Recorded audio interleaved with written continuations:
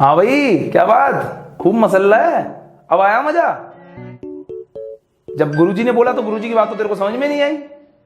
कहा था ना मैंने तेरे से कि भाड़ में चले जाना लेकिन भीड़ में नहीं। लेकिन नहीं, मैं तो चाचा चौधरी बनूंगा। बनो। सही कहते हैं पुलिस वाले, ठुकेगा इंडिया तभी घर पे रुकेगा इंडिया। मसलते रहे। चल भाई कैमरामैन शुरू कर।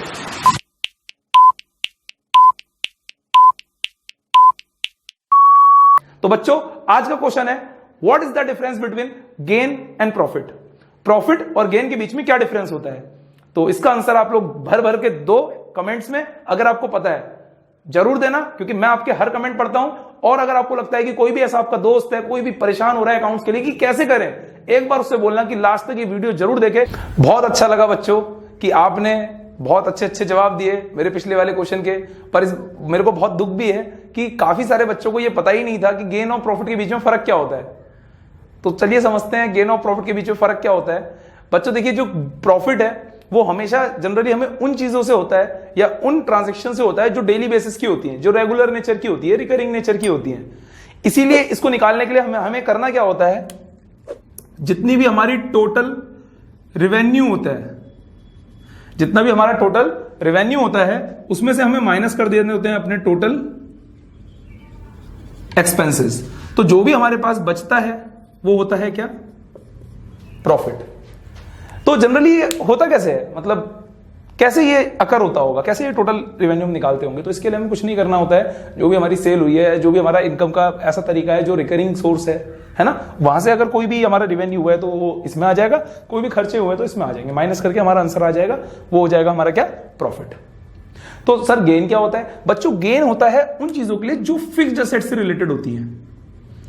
मतलब गेन भी एक तरीके का प्रॉफिट ही है, पर उसका नाम गेन इसलिए रखा गया है क्योंकि ये प्रॉफिट हमें होता है असेट्स को सेल करने से। मतलब sale of fixed asset minus purchase, या कह लो जो भी एक्सपेंडिचर हुआ है ऑन फिक्स्ड एसेट। मान लो कोई एसेट 10 लाख की है और हमने 12 लाख की बेच दी, तो 2 लाख का क्या हो गया हमें? कैपिटल गेन, या सॉरी गेन है ना, कैपिटल गेन नहीं बोलेंगे, गेन बोलिए फिलहाल, अभी जो क्वेश्चन है उसी पे रहते हैं। तो ऐसा क्यों हुआ, इसे गेन क्यों कहा गया? क्योंकि ये फिक्स्ड एसेट पे बेस्ड है, ये नॉन रिकरिंग नेचर का है। ये फिक्स्ड एसेट हम बार बार नहीं बेचते कि भैया डेली बिक्री है, ऐसा नहीं हो सकता ना। तो हर वो चीज जो इर्रेगुलर नेचर से प्रॉफिट के रूप में आती है उसको हम क्या बोलते हैं? गेन, क्योंकि ये बार बार नहीं होता है। तो बच्चों ये था इसका जवाब। बहुत अच्छा लगता है जब आप लोग ऐसी मेरे सवालों का जवाब देते हैं। मैं चाहता हूं कि ज्यादा से ज्यादा बच्चे इन सवालों का जवाब दें, और पर्सनली नहीं, फिर बोल रहा हूं यूट्यूब के कमेंट्स पर। चलिए आगे शुरू करते हैं। तो बच्चों आगे के कंसेप्ट में बढ़ने से पहले मैं आपको बस एक छोटी सी चीज जो आपकी पिछले वाले चैप्टर में, पिछले वाले सेशन में रह गई थी, उसको एक बार क्लियर कर देता हूं। वो था इनकी जर्नल एंट्री। क्योंकि कई बार ऐसा होता है कि ये जो अकाउंट्स हैं इनकी जर्नल एंट्री क्वेश्चन में पूछ देता है, और कई बार क्या मतलब अक्सर ऐसा देखा जाता है कि इनकी जर्नल एंट्रीज क्वेश्चन में पूछ देता है। फिर बच्चे सोचते हैं कि यार अब क्या करें, क्योंकि जर्नल एंट्रीज तो एक बार देखी नहीं थी, और कई बार बच्चों के कंसेप्ट वीक होने के कारण ऐसा हो जाता है कि वो जर्नल एंट्री बना नहीं पाते हैं। तो मैं आपको आज बनाना भी सिखा देता हूं और ये भी बता देता हूं उसकी जर्नल एंट्री होनी कैसे। तो बच्चों एक तरफ से अगर हम देखें तो पहले बात करें P&L एप्रोप्रिएशन अकाउंट की। तो P&L एप्रोप्रिएशन इसे छोड़ते हैं, चलो पहले मैं आपको बताता हूं जर्नल एंट्री बनते कैसे है। बच्चों जनरल एंट्री बनाने के लिए करना क्या होता है, रटने वाला तरीका बता रहा हूं, समझने वाला भी है पर वो बहुत लंबा हो जाएगा क्लास, तो मैं थोड़ा सा एक ऐसा तरीका बता दे रहा हूं जो हर किसी के समझ में आ जाए, जो पढ़ने में अच्छा हो वो भी, जो ना हो वो भी, जिसको आता हो पहले से वो भी, जिनको ना आता हो वो भी। एक बात बताओ, जनरल एंट्री में 2 किस साइड लिखते हैं? नीचे ऊपर? नीचे 2। यहां पर 2 कौन सा है? ये है, लिख दिया।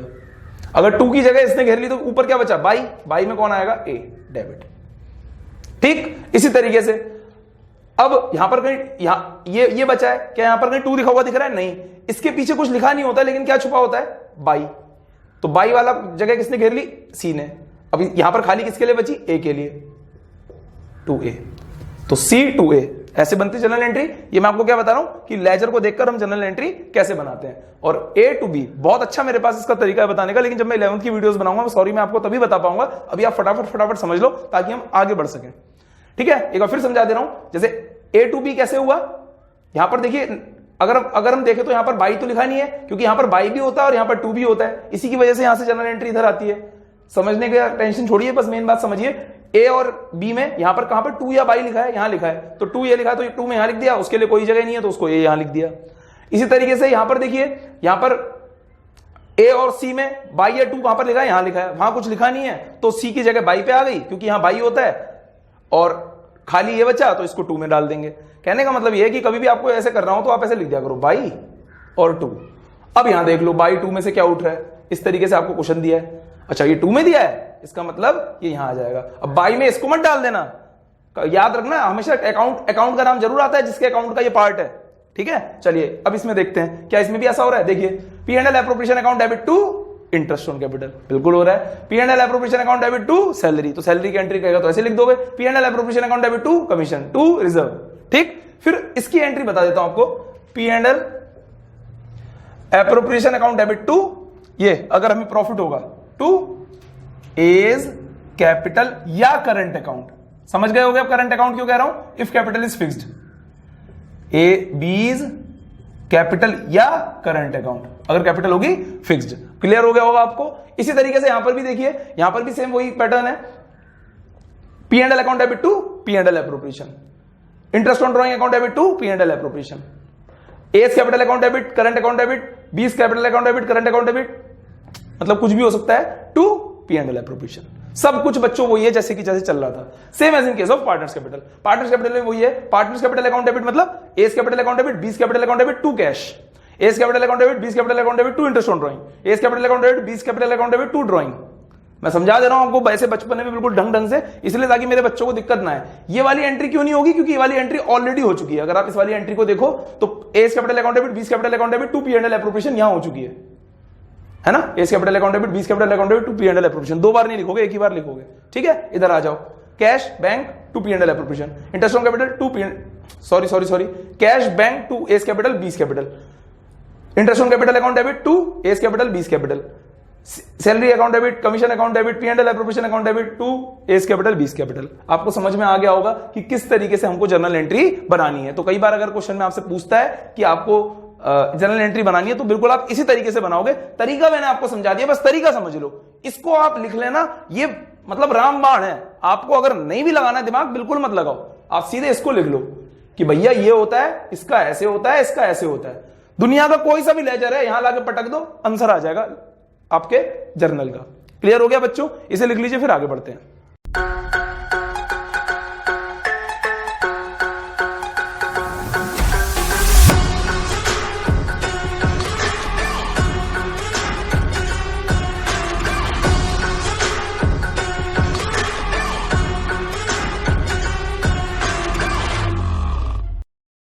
बच्चों जो भी चीजें, जो भी अकाउंट्स आपको क्वेश्चन करने के लिए या क्वेश्चनों को सॉल्व करने के लिए चाहिए था, वो सब आपका हो चुका है। अब हम बात करेंगे एक एक करके उन शॉर्ट पॉइंट्स की या उन छोटे छोटे पॉइंट्स की जो एज अ क्वेश्चन हमारे एग्जाम में अपीयर हो सकते हैं। साथ ही साथ उन क्वेश्चंस की भी मैं बात करूंगा जो हमारे क्वेश्चन को बिल्ड करने में मदद करते हैं। ऐसे बहुत सारे छोटे छोटे पॉइंट्स हैं जो इसके क्वेश्चन को बिल्ड करने में मदद करते हैं। कहने का मतलब जब इसका क्वेश्चन आता है तो वो एक छोटा सा पार्ट होते हैं इसके क्वेश्चन का, लेकिन वो सभी कंसेप्ट मिलकर एक पूरा क्वेश्चन बन जाता है ना। तो हम उसी पे डिटेल में चर्चा करेंगे और उसके बाद हम लोग जो है इसके क्वेश्चंस करेंगे। तो बच्चों उसमें सबसे पहला टॉपिक मैं थ्योरेटिकल बता रहा हूं, जिसका प्रैक्टिकल क्वेश्चन नहीं आता है, लेकिन आपको पता होना चाहिए इसके बारे में। मे भी शायद एक मार्क्स में या किसी में ये अपीयर हो जाए। तो वो है लिमिटेड लायबिलिटी पार्टनरशिप एक्ट 2008। तो आपको पता ही है, गुरुजी सबसे पहले सुनाएंगे कहानी, सुनाएंगे क्या, बनाएंगे एक कहानी। उस कहानी के थ्रू आप समझेंगे, उसके बाद हम समझेंगे कि ये होता क्या है। तो बच्चों देखो, आप इस दुनिया में आए हैं, मैं इस दुनिया में आया हूं, हम किसी एक लक्ष्य के लिए आए हैं। हम ये नहीं कि भगवान ने ऐसे फेंक दिया हमें, हमारे माँ बाप ने पैदा कर दिया और हम आ गए। हमारा एक लक्ष्य है लाइफ का, हमें उसको समझना चाहिए, उसे देखना चाहिए कि हम क्या अपनी लाइफ में कर सकते हैं और फिर उसके लिए डट के काम करना चाहिए, दिल लगा के, जैसे कि मैं करता हूं, जैसे कि शायद आप भी करते होंगे। तो बात करते हैं कि लिमिटेड लायबिलिटी पार्टनरशिप एक्ट क्यों आया इस दुनिया में, क्यों इसकी जरूरत आन पड़ी। ये नहीं आता तो क्या हो जाता, क्या बिगड़ जाता, क्या बाढ़ आ जाते, क्या हो जाता। तो बच्चों हाँ, इसमें लोगों की बाढ़ आ गई थी नाराजगी की। कैसे समझते हैं। मान के चलते हैं कि दो पार्टनर थे या 3 पार्टनर थे, मान लेते हैं, कमल, मोहित और अनुज। ये 3 पार्टनर थे। तो ये 3 पार्टनर मैं लिख के कर लेते हैं इसको मैं बाद में समझाऊंगा, पहले आप समझ लीजिए। कमल, अनुज और मोहित, बच्चों 3 पार्टनर थे। इन 3 पार्टनर का बिजनेस बहुत बढ़िया चल रहा था, सब कुछ बढ़िया था, एकदम फर्स्ट क्लास चल रहा था। फिर हुआ क्या, एक दिन इस अनुज ने कुछ गलती कर दी। इस अनुज ने कुछ गलती कर दी और इसकी गलती करने के चक्कर में इस फर्म को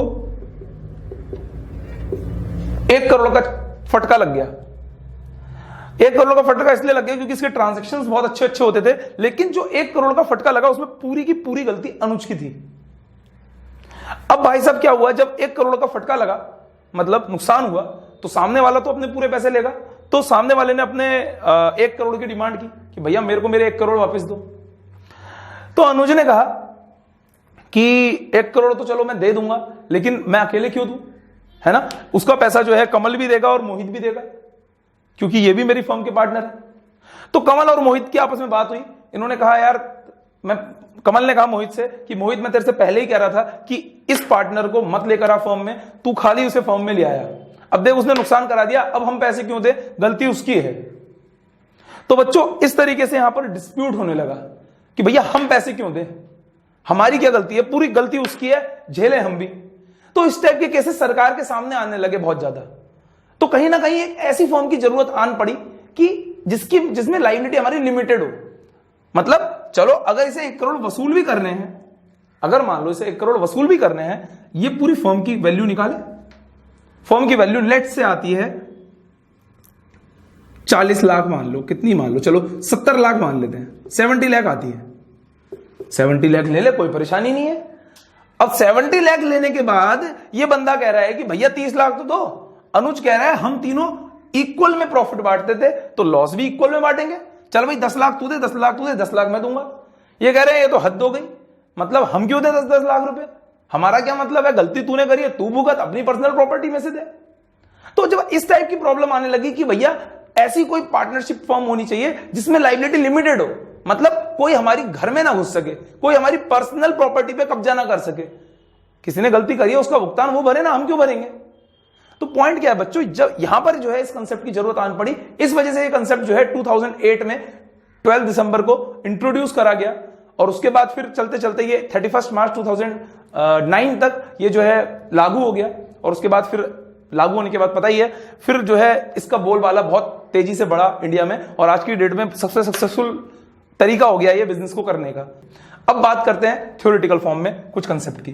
तो बच्चों क्या बोल रहा है देखिए, लिमिटेड लायबिलिटी पार्टनरशिप एक्ट 2008 है। तो पहले आपको तो ये बता दूं कि आप जरा सा भी ये मत सोचना, जैसे पार्टनरशिप में क्या होता है, पार्टनरशिप और एलएलपी की बात करूं तो पार्टनरशिप में क्या होता है, पार्टनरशिप में हम लगाते हैं इंडियन पार्टनरशिप एक्ट 1932, लेकिन यहां पर कौन सा लगेगा, एलएलपी एक्ट 2008। याद रखिएगा ये चीज। यहां पर क्या होता है, सेपरेट लीगल एंटिटी नहीं होती है, लेकिन यहां पर जो है सेपरेट लीगल एंटिटी होती है। मालिक अलग होते हैं, नौकर अलग होते हैं, बिल्कुल कंपनी जैसा चलता है फंडा एकदम, ठीक है। यहां पर क्या होता है, परपेचुअल सक्सेशन नहीं होता है, मतलब कोई जिए या मरे मुझे फर्क नहीं पड़ता वाला हिसाब यहां पर नहीं है। लेकिन यहां पर जो है परपेचुअल सक्सेशन होता है, कहने का मतलब कोई जिए या मरे फर्म जो है चलती जाएगी। तो इस तरीके के कई कुछ फायदे हैं जो हमें इसमें मिले, लेकिन यहां पर पार्टनरशिप में हमको नहीं थे। और क्या फायदे हैं, जैसे यहां पर रजिस्ट्रेशन कराना ऑप्शनल था, यहां रजिस्ट्रेशन कराना कंपलसरी है, कराना ही पड़ेगा आपको एनी हाउ।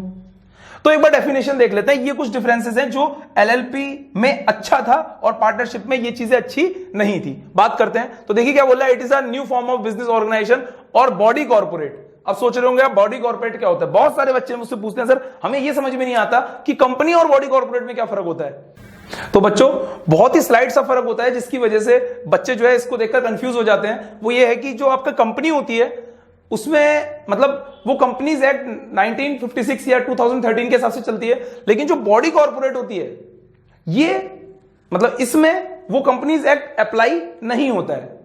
सर ये कैसा डिफरेंस है, ये तो हमें सुन के भी समझ में आ रहा था। देखो आपको और डीप में ले जाता हूं थोड़ा सा डिफरेंस, क्योंकि आपको पता होना चाहिए। देखिए बच्चों क्या होता है कि जैसे कंपनी है, अगर मैं आपको इस तरीके से समझाऊं तो ये समझ लो ये है कंपनी और ये है बॉडी कॉर्पोरेट। मतलब कंपनी एक पार्ट है बॉडी कॉर्पोरेट का। क्यों बताऊं, जैसे एक एग्जांपल के थ्रू समझाता हूं। जितनी भी कंपनीज इंडिया में है, जो भी काम कर रही हैं, जो भी चल रही हैं, वो सब कंपनीज एक्ट 2013 में ही रजिस्टर्ड होंगी।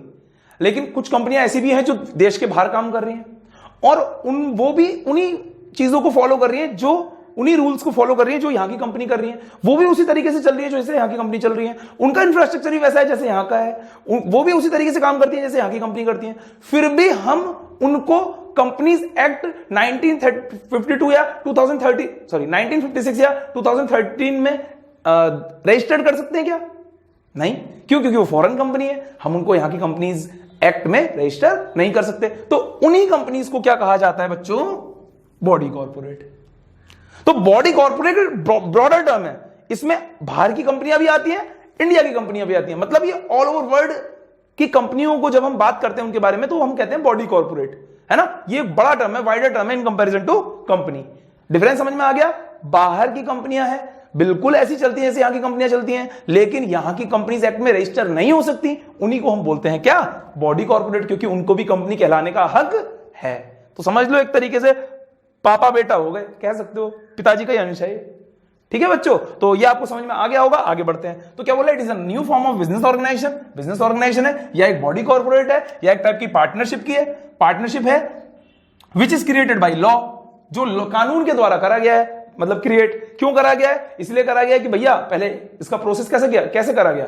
बिल रखा गया पार्लियामेंट में, उसके बाद दोनों सभाओं में वो पास हुआ, पास होने के बाद पार्लियामेंट के पास गया, पार्लियामेंट में सॉरी प्रेसिडेंट के पास गया, वहां से उसको असेंट मिली, असेंट के बाद जो है डेट ऑफ कमेंसमेंट में वो लागू हो गया, है ना। तो क्या है? ये लॉ के द्वारा क्रिएट करा हो गया एक्ट है। और सभी एक्ट आपको पता ही है कि लॉ ही क्रिएट करता है ना। बस बिल पास होते हैं और प्रोसेस आपको पता ही होगा, नहीं पता है तो बता देता हूं। बिल पास होते हैं, बिल पास होने के बाद प्रेसिडेंट की असेंट मिलती है, असेंट मिलते ही, असेंट समझते हैं ना, कंसेंट समझ लीजिए, मंजूरी समझ लीजिए, वो मिलती है, उसके बाद वो लागू हो जाते हैं। और ज्यादातर जो बिल लागू होते हैं उसकी डेट 31 मार्च ही रहती है।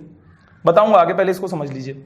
तो which is created by law and formed and registered, और बनाई गई और रजिस्टर करी गई under limited liability partnership act 2008।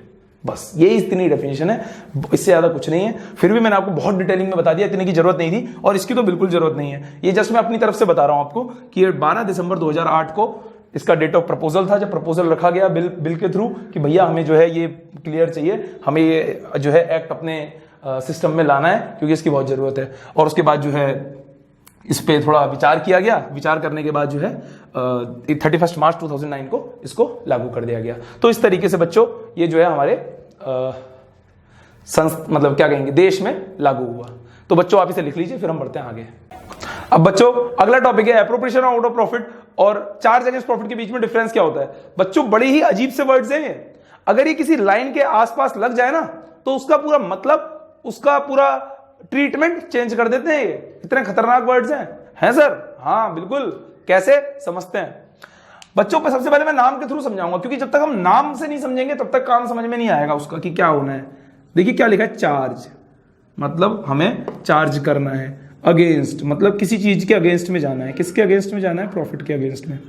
अब बच्चों एक बात सोचो, प्रॉफिट के अगेंस्ट में जाकर भी मुझको चार्ज करना है, इसका मतलब क्या है? इसका मतलब यह है कि अगर प्रॉफिट 100 है और अगर मुझे चार्ज करना है 125, तो मैं उसके अगेंस्ट में भी चले जाऊंगा और पूरे 125 चार्ज करूंगा। हो जाए इसको 25 रुपए का नुकसान, मेरे को टेंशन नहीं है, मेरे मामा का लड़का नहीं लगता है। ऐसा मैं नहीं बोल रहा हूं भैया, ये बोल रहा है, देखो चार्ज अगेंस्ट प्रॉफिट बोल रहा है, मैं प्रॉफिट के अगेंस्ट में जाकर भी पैसा चार्ज करूंगा। तो सर ये इस्तेमाल कैसे होता है? बड़ी ध्यान से सुनना, बाद में पहले सुन लो पूरी बात, फिर बाद में पीछे जाके फिर से लिख लेना, लेकिन अभी सुन लो, लिखना मत अभी। क्वेश्चन में लिखा होगा interest on capital at the rate 10% per annum is treated as a charge against profit. आपको दिया होगा कि इंटरेस्ट ऑन कैपिटल जो 10% है उसको ट्रीट करा जा रहा है as a charge against profit. Example दे दूं? ले लो एग्जांपल। मान लो ए और बी पार्टनर है, इसकी 1 लाख कैपिटल है, इसकी 50,000 मान लेते हैं, चलो ठीक।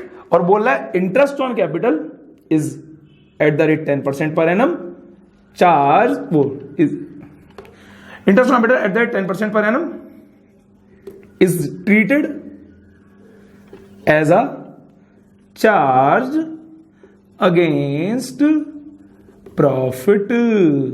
याद है बचपन ऐसे ही सीखते थे। प्रॉफिट मान लेते हैं, लेट्स से कितना मानूं बच्चों बताओ? बोलोगे भी तो आवाज नहीं आएगी ना, कब तक मन की आवाज सुनूं। चलो अच्छा 12,000 मान लेते हैं, ठीक। अब 10,000 10% निकालना है इसका, कितना आया 10% आया 1 लाख का 10,000 और 50,000 का 5,000। बच्चों टोटल कितना हो गया 15,000। अब 15,000 ये आ चुका है और प्रॉफिट कितना है 12,000। 12,000 का प्रॉफिट है और इधर आ चुका है 15,000।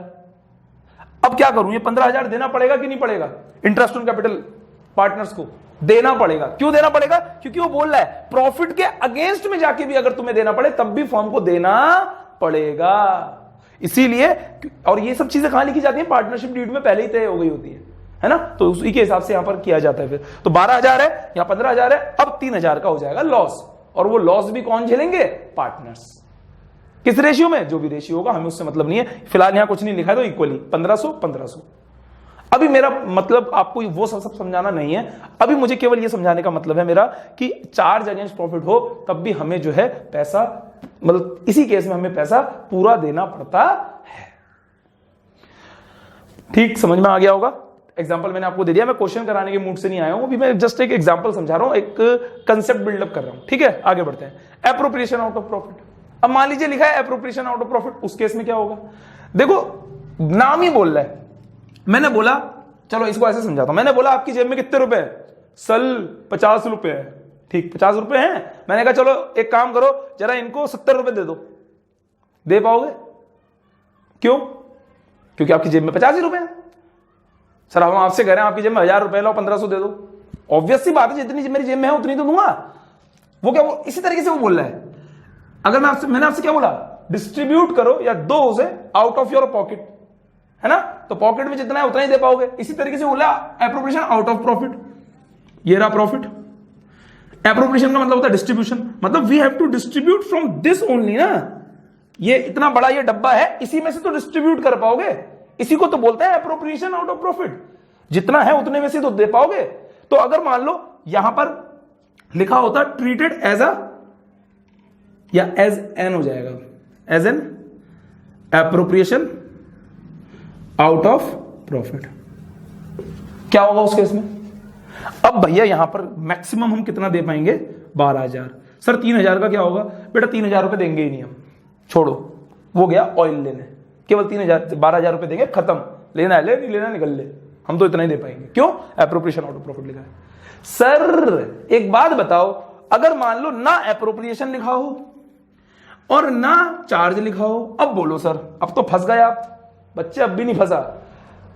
कंसेप्ट कहता है कि अगर interest on capital at the rate 10% दिया हो, कुछ भी ना लिखा हो, या कोई भी चीज दी हो और कुछ भी ना लिखा हो, whether it is a charge against profit और it is an appropriation out of profit, in that case we have to assume that it is a appropriation out of profit, मतलब हम तब भी 12,000 ही देंगे। पॉइंट समझ में आ गया।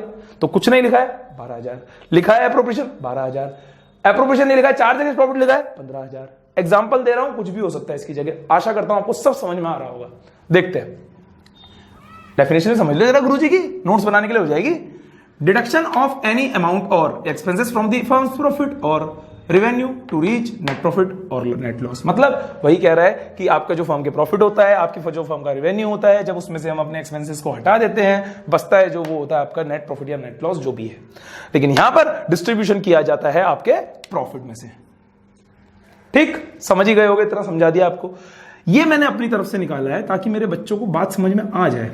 मतलब इसमें मैक्सिमम लेवल क्या हो सकता है, मैक्सिमम लेवल ये हो सकता है कि प्रॉफिट था 12,000 और मुझको देना था 15,000, तो मैं दूंगा कि नहीं दूंगा, हां दूंगा, इसलिए इसका पार्ट हो गया। लेकिन यहां भले ही ये हो 15,000, भले ही ये हो 12,000, पर मैं दूंगा कितना, 12,000, 3,000 रुपए नहीं दूंगा, तो ये वाला ये हो गया। ये मैक्सिमम लेवल है इसका देने का। ठीक है, मतलब मैंने ऐसे समझाने के लिए एक बना दिया आपके लिए। अच्छा, एग्जांपल के रूप में, एग्जांपल भी तो समझ लो, इंटरेस्ट ऑन पार्टनर्स लोन और rent paid to a partner. Sir ये क्या नया बवाल लिया, ये तो आपने हमें बताया ही नहीं पार्टनर्स कैपिटल में, ये तो आपने हमें बताया ही नहीं P&L एप्रोप्रिएशन में। अब समझ लो उस टाइम क्यों नहीं समझाया, क्योंकि उस टाइम ये कंसेप्ट समझाता तो आपके सर के ऊपर से फ्लाईओवर बन जाता। अब समझो, देखो बच्चों क्या होता है, जैसे पार्टनर फर्म में आया, ठीक, फर्म बनी, फर्म को पैसे की जरूरत पड़ी। क्यों पड़ी, क्योंकि तीनों पार्टनर ने 50-50 लाख रुपए लगाए थे और फर्म को चाहिए थे 2 करोड़ मान लो। 2 CR चाहिए थे, या चलो कम मान लेते हैं 1,80,00,000 मान लेते हैं, 1.8 करोड़ चाहिए थे, पर यहां पर कितना आ रहा है 1.5 करोड़। काम तो बना नहीं, 30 लाख रुपए और चाहिए। तो भैया ए बी और सी थे, इन्होंने कहा चलो एक काम करते हैं, बी और सी ने कि चलो एक काम करते हैं, एक डी है उसके पास पैसा है, तो एक काम करते हैं उससे हम पैसे मांग लेते हैं, वो हमसे कुछ ब्याज लेगा 8% का, ठीक 8% का। तो ए ने बोला रुको रुको रुको रुको रुको रुको रुको रुको, एक बात बताओ, तुम डी को 8% देने के लिए तैयार हो? बोला हाँ बिल्कुल तैयार है। बोला एक काम करो ना भाई, वो 8% उसको काहे को दे रहे हो, मैं दे देता हूं 30 लाख रुपए, मुझको दे दो 8%, भला करना ही है तो मेरा कर दो। अरे हटाओ, चलो तुम अपने लोगों, एक काम करो, तुम 8 मत देना यार, तुम 7 दे देना। तो उन्होंने कहा अरे 1% बच गया, मजे आ गए, जीब में तो भैया पानी आ गया। बोले ठीक है, डन हो गई डील। तो 30 लाख रुपए दे दिए। किसने? ए ने। किसको? फर्म को। इनको नहीं, फर्म को। फर्म ने अपना पैसा लगाया, इस्तेमाल करा, अब फर्म देगी ब्याज, वही ब्याज है ये। तो बच्चों समझ में आया कि किस तरीके से हम लोगों को चार्ज अगेंस्ट प्रॉफिट वाले कंसेप्ट को डील करना है। इसी तरीके से rent paid to a partner. अब भैया rent paid to a partner क्या है, इसको भी समझते हैं। देखो बच्चों, जैसे क्या हुआ कि जब ये फर्म चलने लगी, 1,80,00,000 का प्रोजेक्ट इन्होंने शुरू कर दिया, तो क्या हुआ, इन्होंने एक यूनिट लगाई थी फैक्ट्री के रूप में, है ना। अब वो फैक्ट्री में प्रोडक्शन चालू हुई, तो इनको वेयर हाउस की दिक्कत होने लगी। बोले यार कहीं पर गोदाम लेना पड़ेगा, ठीक है। तो सी का एक दोस्त था, वो जो है 12,000 रुपए महीने में अपना गोदाम दे रहा था पूरा। बोले ये रख लो, 12,000 रुपए महीना दे देना और कोई सिक्योरिटी भी नहीं लूंगा। तो सी ने बी से कहा, बोला यार 12,000 रुपए में दे रहा है। बोला बहुत सही है, तुरंत ले लेते। ए ने बोला रुको, भाई से तो पूछ लिया करो यार, भाई तुम्हारा ए नहीं, ए फॉर पता है क्या, मेरा फुल फॉर्म पता है, अंबानी हूं मैं। तो कोई बात नहीं, अब कभी कभी गुरुजी भी भावना में बह जाते हैं। तो बोले ए फॉर अंबानी है भैया, पैसा बहुत है, पैसे की कमी नहीं है। बोला मेरे पास बिल्डिंग है, ये देखो ये रही बिल्डिंग। बच्चों थोड़ी ड्राइंग मेरी ऐसी है, अरे ये तो चिमनी बन गई, चलो कोई बात नहीं, जो भी है बिल्डिंग है। बोले मेरे पास बिल्डिंग है, मेरी बिल्डिंग ले लो और तुम मेरे को 10,000 रुपए देना यार, जाओ गरीबो 10,000 रुपए देना। उन्होंने बोला बढ़िया हो गया यार, इसलिए ये तो हमें जो है बिल्डिंग भी दे रहा है, बिल्डर हो गई, कोई दिक्कत नहीं है। अब भैया पैसा तो देना पड़ेगा, क्योंकि अगर बाहर वाले से भी रेंट पे लेते तो देना तो वहां भी पड़ता। पॉइंट समझ में आ गया बच्चों। तो ये सब वो खर्चे हैं जो चार्ज अगेंस्ट प्रॉफिट है, देने ही पड़ेंगे, चाहे लॉस ही क्यों ना हो जाए पार्टनरशिप फर्म को, देना ही पड़ेगा। एप्रोप्रिएशन आउट ऑफ प्रॉफिट में अगर लिखा हो एप्रोप्रिएशन आउट ऑफ प्रॉफिट है, बहुत बढ़िया, नहीं लिखा है तो मान लेंगे कि एप्रोप्रिएशन आउट ऑफ प्रॉफिट है, उतना ही देंगे जितना हमारा प्रॉफिट है, जैसे कि interest on capital, salary, commission या कुछ भी। तो बच्चों ये हो गया थ्योरेटिकल। अब मैं आपको इसके बाद बता देता हूं कि प्रैक्टिकली इसका एप्लीकेशन कैसे होता है, पहले आप इसे लिख लो। तो बच्चों अब हम समझेंगे इसका क्वेश्चन, लेकिन क्वेश्चन से पहले मैं आपको यह बता दूं कि अगर मान लीजिए कभी भी आप इंटरेस्ट ऑन लोन को अपने सामने देखते हैं तो उसकी आपको जर्नल एंट्रीज कैसे करनी होती है। तो एक बार समझते हैं, जो जर्नल एंट्रीज हम बचपन में करते थे, बचपन में बोले तो 11th में। तो बच्चों देखते हैं जर्नल एंट्री जो हम 11th में करा करते थे, वो हम कुछ इस प्रकार से करा करते थे, interest on loan account debit to loan. तो हम ये एंट्री क्यों करते थे, बस उसका लॉजिक समझाना चाहूंगा, उसके बाद हम आगे बढ़ेंगे और समझेंगे कि इस चैप्टर में एंट्री कैसे होगी। देखिए इंटरेस्ट ऑन लोन फर्म के लिए एक्सपेंस है, expenses are always debited. Firm कभी भी ऑनर को पैसे नहीं देती, वो जस्ट उसकी एंट्री कर देती है। कहने का मतलब यह है, मैं आपको ये सब लोन के लिए समझा रहा हूं। जैसे कि मान लीजिए 10 लाख रुपए का लोन है, ठीक। अब 1 लाख रुपए मान लीजिए लोन का अमाउंट बना, मान लेते हैं, क्या जा रहा है मानने में, घर की खेती है। 1 लाख रुपए लोन का अमाउंट बना, अब कितने का हो गया है, अब फर्म कितने का देगी, 11 लाख। तो अगर मुझे 1 लाख से लोन बढ़ाना है तो क्या करना पड़ेगा, लाइबिलिटीज आर ऑलवेज क्रेडिटेड, तो मुझे क्या करना पड़ेगा, 1 लाख रुपए क्रेडिट में लिखना पड़ेगा। उससे होगा क्या, लोन की अमाउंट 1 लाख से बढ़ जाएगी। उसको बढ़ाने का स्रोत क्या है, वो स्रोत है आपका इंटरेस्ट ऑन लोन। आशा करता हूं क्लियर हो गया होगा। तो बच्चों अब यहां पर क्या होगा, यहां पर इस चैप्टर में इसको किस तरीके से करेंगे, तो कोई दिक्कत नहीं है, ये क्या हो जाएगा, इंटरेस्ट ऑन एज लोन, ठीक, टू एज लोन या बीज लोन, जो भी है डजंट मैटर। पॉइंट समझ में आ गया। इसके बाद क्या होगा, ये एंट्री हम लोग P&L अकाउंट में करते थे, P&L account debit to interest on loan. तो अब क्या कर देंगे, P&L अकाउंट डेबिट टू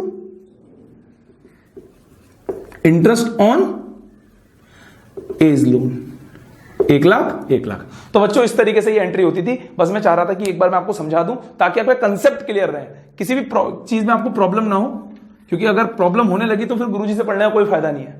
आगे देखते हैं। तो बच्चों बात करते हैं कि अब इसका क्वेश्चन कैसे होगा। देखिए क्या बोल रहा है, देयर आर 2 पार्टनर, 2 पार्टनर है ए और बी। प्रॉफिट जो है पार्टनर के हैं 80,000 रुपए का, सैलरी दी है, कमीशन दिया है, लोन दिया है, इंटरेस्ट ऑन लोन दिया है, डिविजिबल प्रॉफिट निकालना है। तो बच्चों एक बात बता दूं, कभी भी याद रखना, यहां पर अगर प्रॉफिट बोल रहा हो तो आप ये मत समझना कि लॉस नहीं आ सकता, ये तो प्रॉफिट ही मांग रहा है, नहीं। हम हमेशा पॉजिटिव सोचते हैं। हम हमेशा, अगर मान लीजिए आपने कोई दुकान खोली, क्या सोच के खोलते हो, कल को इसमें आग लग जाए, बंद हो जाए, नहीं। हम हमेशा यही सोच के चलते हैं कि उसमें प्रॉफिट ही होगा, तो इसलिए यहां पर प्रॉफिट पूछता है। हो सकता है इसका आंसर लॉस है, डजंट मैटर। ठीक हो गया। दूसरी बात मैं आपको ये बताना चाहूंगा कि अगर मान लीजिए 10% नहीं लिखा होता तो हम कितना लेते, एग्जैक्टली 6%। अब हम करते हैं इसका क्वेश्चन स्टार्ट। तो बच्चों क्वेश्चन कैसे होगा एक बार देख लेते हैं। हमें बनाना होता है P&L एप्रोप्रिएशन अकाउंट, ये तो कोई बात नहीं है, तो आप भी बना लोगे, लेकिन हमें ये समझना पड़ेगा कि इंटरेस्ट ऑन लोन की जो कैलकुलेशन है वो आपकी P&L एप्रोप्रिएशन अकाउंट का पार्ट नहीं है, वो आपका P&L अकाउंट का पार्ट है। तो पहले हमें P&L अकाउंट को निपटाना पड़ेगा। अब यहां पर प्रॉफिट कितना दिया है, ढूंढिए जरा। प्रॉफिट दिया है 80,000, तो सबसे पहले हम इसको लेंगे P&L अकाउंट में, यहां बनाएंगे हम P&L अकाउंट।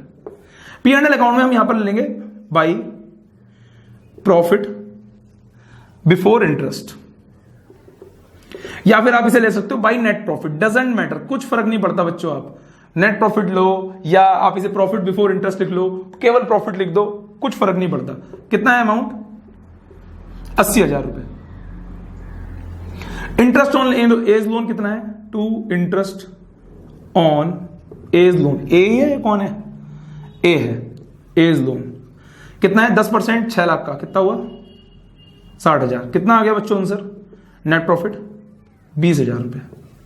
इस 20,000 को उठा के ले गए इधर बाई नेट प्रॉफिट, या आप इसे लिख सकते हो P&L अकाउंट, डजंट मैटर। कितना आ गया 20,000 रुपए। ये 20,000 रुपए हम वहां ले गए। अब आगे का एडजस्टमेंट देखते हैं। तो आगे के एडजस्टमेंट में देखें, सबसे पहले बोल रहा है सैलरी, कितनी बोल रहा है सैलरी, ए की 10,000 रुपए, और उसके बाद बोल रहा है कमीशन बी का, कितना है 20,000 रुपए। बच्चों कहीं यहां पर ये बोला है कि चार्ज अगेंस्ट प्रॉफिट है, ऐसा तो कहीं यहां पर बोला नहीं है, तो अब क्या करेंगे, छोड़ देंगे क्वेश्चन को, नहीं, क्वेश्चन तो हमें करना ही है। देखो यहां पर इस क्वेश्चन में अगर आप देखोगे तो मैंने आपके दोनों कंसेप्ट को कवर करने की कोशिश की है। एक तो ये कि चार्ज अगेंस्ट प्रॉफिट है इंटरेस्ट ऑन लोन। मैं आपको एक चीज बता दूं, P&L अकाउंट के जो भी आइटम आपको दिए होंगे इसमें सब चार्ज अगेंस्ट प्रॉफिट ही है, वो आपको देने ही पड़ेंगे वैसे भी, है ना। तो चाहे रेंट हो, चाहे ये इंटरेस्ट ऑन लोन हो, मैनेजर कमीशन हो, है ना, वो सब देना ही है।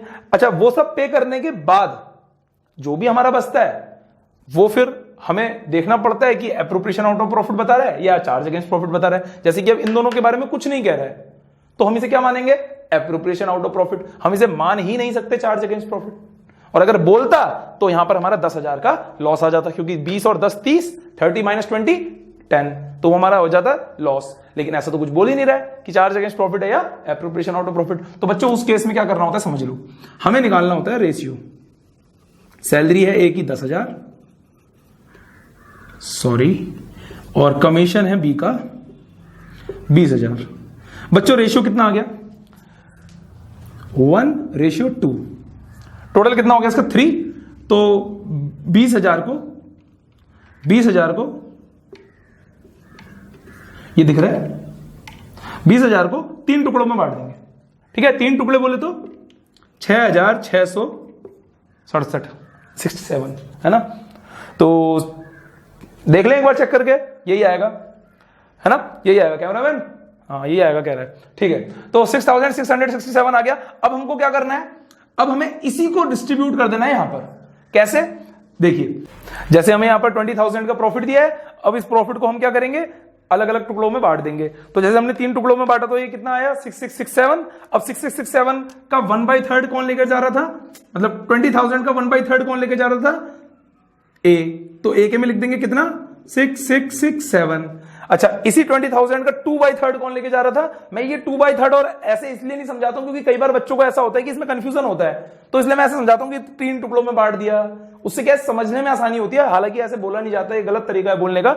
होता ऐसे है कि 20,000 इंटू 1/3, 20,000 इंटू 2/3, तो 2/3 कितना आ जाएगा इसका 13333। तो लिख देंगे यहां पर, ये हो गया टोटल बराबर। कहने का मतलब ये है कि हमें जो है किसी भी तरीके से लॉस बियर नहीं करना है। क्यों नहीं करना है, क्योंकि क्वेश्चन में कहीं पर भी चार्ज अगेंस्ट प्रॉफिट गिवन नहीं था। तो बच्चों इस तरीके से ही होते हैं इसके क्वेश्चंस। और कई बार जैसे मान लो मैं इसी से एसोसिएटेड एक चीज लास्ट और बता देता हूं, फिर करते हैं वीडियो का एंड।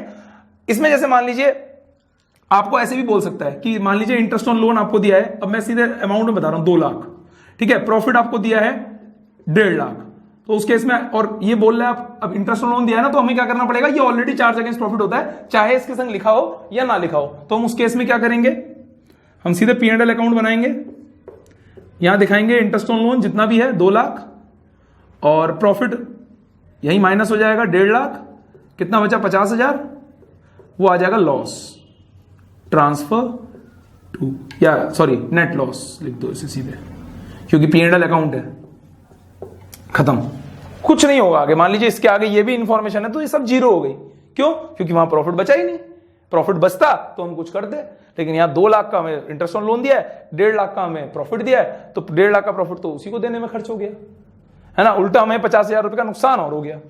ये समझ में आ गया बच्चों? तो इस तरीके से हमको ये क्वेश्चंस करने होते हैं। ये था हमारा चार्ज अगेंस्ट प्रॉफिट और एप्रोप्रिएशन आउट ऑफ प्रॉफिट के बीच का डिफरेंस। बहुत काम आएगा ये आपके क्वेश्चंस में, इसे नोट कर लीजिए। इसके बाद आगे बढ़ते हैं। बच्चों आपने लिख लिया होगा, तो यही था हमारा अभी तक का लास्ट टॉपिक। इससे रिलेटेड 1-2 टॉपिक्स और रह गए छोटे छोटे, वो गुरुजी जो है आपको अगली वीडियो में कराएंगे, तो आप वहां पर देख सकते हैं। बस आप इसी तरीके से क्वेश्चंस करते रहिए सॉल्व, और जो भी मैं आपसे क्वेश्चन पूछता हूं उसके जवाब दीजिए। कमेंट सेक्शन को फिर से बोलता हूं कि भर दीजिए अपने आंसर से, ताकि मैं उनको चेक करके बता सकूं कि आप लोग सही जवाब दे रहे हैं या गलत, और अगर कोई ऐसा स्पेसिफिक डाउट भी आता है तो उसे भी मैं वीडियो में क्लियर कर सकूं। आपका जो क्वेश्चन है अगला वो ये है कि what is the difference between income and revenue, और आप साथ में इसमें यह भी बता सकते हैं कि प्रॉफिट और इनकम के बीच में क्या रिलेशन है। तो ये आपका क्वेश्चन है जिसका जवाब आपको देना है, और अगली वीडियो में गुरुजी बताएंगे इसका आंसर। तब तक के लिए गुरुजी की तरफ से जय हिंद।